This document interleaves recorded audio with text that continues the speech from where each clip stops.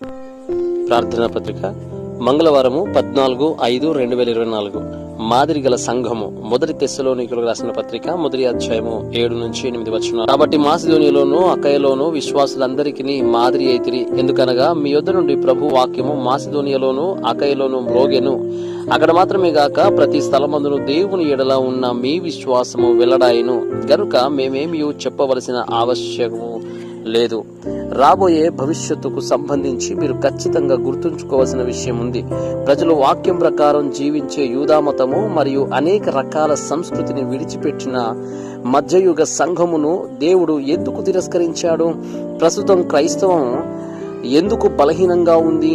నేటి సంఘములు తెస్సలోనికలోని సంఘము వలె ఒక నమూనా సంఘముగా మారాలంటే ఇవి తప్పక తెలుసుకోవాలి. మొదటి తెస్సలోనికి రాసిన పత్రిక 1వ అధ్యాయము 7వ వచనము.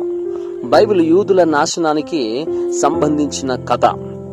మీరు అలా మారవద్దని అలా చేయడానికి మీరు దేవుడు కోరుకున్నది చేయాలి. దేవుడు గుడారాన్ని లేదా ఆలయాన్ని నిర్మించమని ఇశ్రాయేలులకు చెప్పాడు.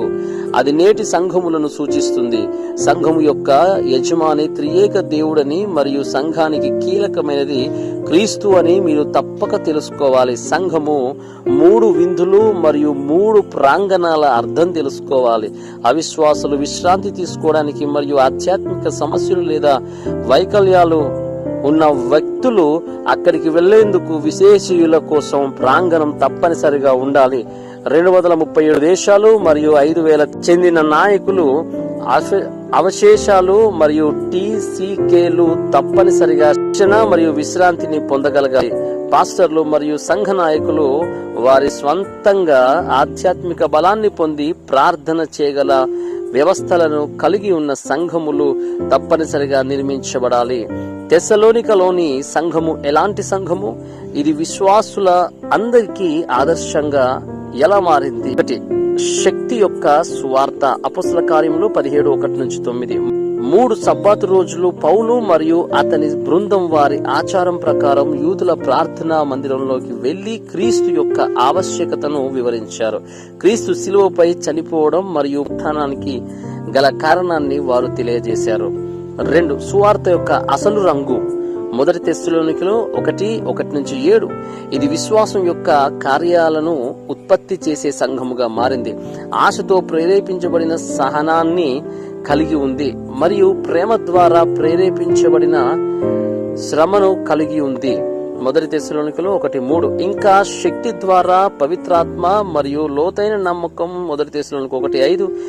ఇది మాసిదోనియా మరియు ఆసియాలోని విశ్వాసులందరికీ ఒక నమూనాగా మారింది. మొదటి తెస్సలోనిక 1:7.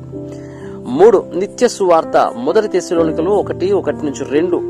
పౌలు తెస్సలోనికలోని సంఘమును ఎప్పుడూ గుర్తుంచుకునేవాడు మరియు లేఖనాలు పంపడం యుగానికి నిదర్శనం.